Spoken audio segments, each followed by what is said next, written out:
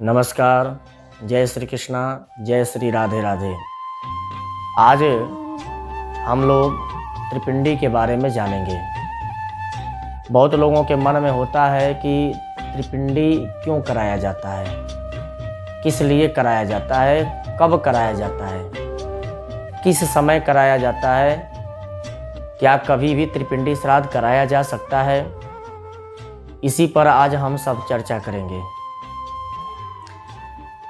पहले तो ये जानिए कि त्रिपिंडी जो होता है वो पितृदोष निवारण के लिए होता है। पितृदोष क्या है? घर में या परिवार में किसी भी प्रकार से किसी की अकाल मृत्यु हो गई या समय से पहले मृत्यु हो गई या दुर्मरण के कारण मृत्यु हो गई, दुर्मरण मृत्यु जिसको बोलते हैं। इन परिस्थितियों में कभी कभी ऐसा होता है कि हम सारा क्रियाकलाप श्राद्ध के जितने हैं अगर पूर्ण करते भी हैं तभी भी उस जीवात्मा की मुक्ति नहीं हो पाती, वो प्रेत योनि में ही पड़ा रहता है। इसलिए उस प्रेत योनि से छुटकारा दिलाने के लिए वह पितृ बन जाए, उसकी मोक्ष गति हो जाए, इस कारण से त्रिपिंडी श्राद्ध कराने का शास्त्रों में नियम है। त्रिपिंडी में 3 पिंड दिए जाते हैं।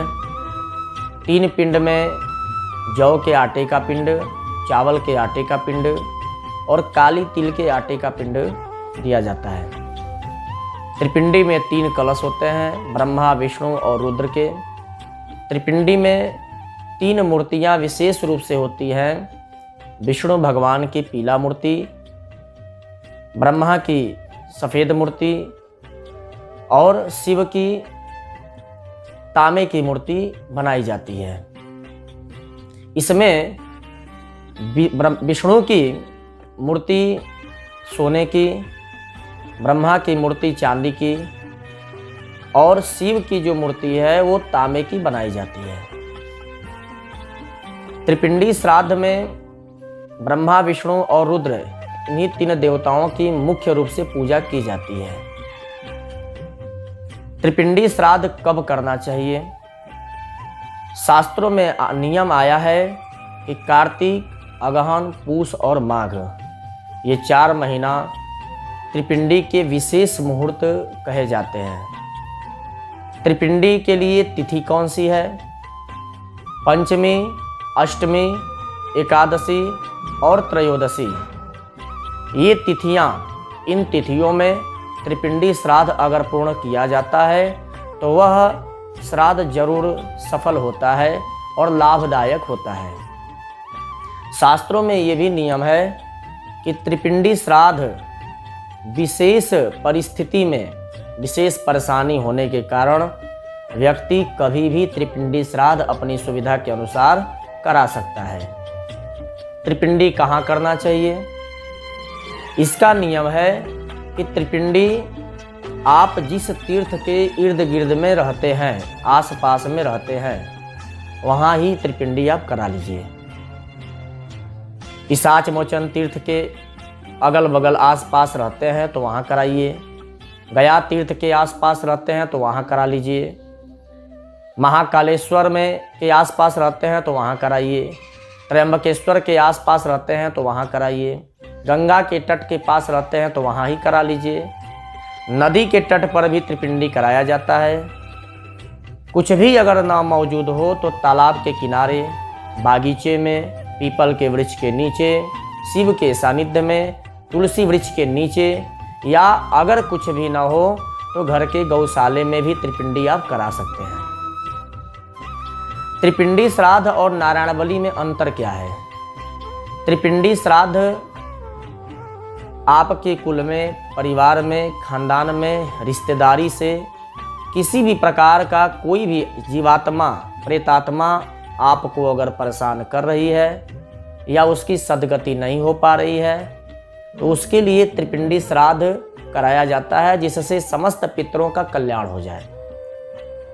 और नारायण बलि क्यों होता है? नारायण बलि एक व्यक्ति विशेष के लिए कराया जाता है। जैसे आप उदाहरण में ले लें, किसी की मृत्यु हो गई, अकाल मृत्यु। अकाल मृत्यु अगर किसी का हो जाता है तो जिस दिन उसके दाग दिए जाते हैं, उसे शमशान घाट में ले जा करके जो संस्कार होते हैं, दाग देना, जलाना, ये सारी प्रक्रिया जिस दिन होती है, उस दिन से 11वें दिन नारायण बलि कराने का नियम शास्त्रों में दिया है। और अगर 11वें दिन नारायण बलि न हो पाए तो उस परिस्थिति में आप कभी भी नारायण बलि उस जीवात्मा के लिए करा सकते हैं। परंतु अगर 11वें दिन नारायण बलि हो जाए तो शास्त्रों में सबसे उत्तम इस प्रक्रिया को कहा गया है। त्रिपिंडी श्राद्ध में सात्विक प्रेत, राजस प्रेत और तामस प्रेत, इन तीनों प्रकार के प्रेतों का कल्याण के लिए शास्त्रों में नियम है कि सात्विक, राजस, तामस, इन तीनों प्रकार के जो प्रेत हैं उनका कल्याण त्रिपिंडी श्राद्ध कराने से हो जाता है। इसलिए प्रत्येक व्यक्ति को चाहिए कि वह त्रिपिंडी जरूर करा ले। बहुत लोग ये प्रश्न करते हैं कि महाराज जी, त्रिपिंडी क्या कोई भी करा सकता है? तो शास्त्रों में आया है कि त्रिपिंडी श्राद्ध कोई भी कर सकता है। बहुत लोगों का प्रश्न होता है कि पिताजी जीवित हैं तो क्या असमर्थ हैं तो बेटा भी करा सकता है?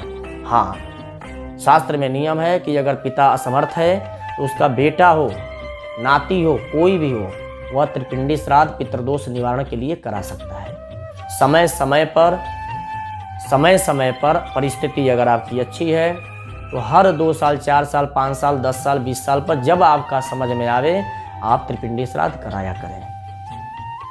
यह शास्त्रों में नियम है। त्रिपिंडी श्राद्ध में नरकेषु समस्तेषु यातनासु च ये स्थिता तेषाम आप्यायना एतद्यते सलिलम मया। शास्त्र में आया है कि त्रिपिंडी श्राद्ध में इतनी क्षमता है कि नरकों में पड़े हुए प्रेतात्मा को भी मुक्ति त्रिपिंडी के द्वारा हो जाता है। क्रिया लोपगतश्चैव जातयन्धा पंगवस् तथा विरूपायाम गर्भाश्च ज्ञात अज्ञात कुलेम। किसी का क्रियाक्रम नहीं हुआ, किसी की श्राद्ध कराने में कोई त्रुटियां रह गई हो, या किसी के गर्भ में बहुत सारे बच्चे मरे हों या गर्भ के बाहर आके मरे हों, या किसी भी प्रकार से खानदान परिवार का कोई दोष आ रहा हो, उन सब का उद्धार, कल्याण त्रिपिंडी कराने से हो जाता है। जय श्री कृष्णा, जय श्री राधे राधे।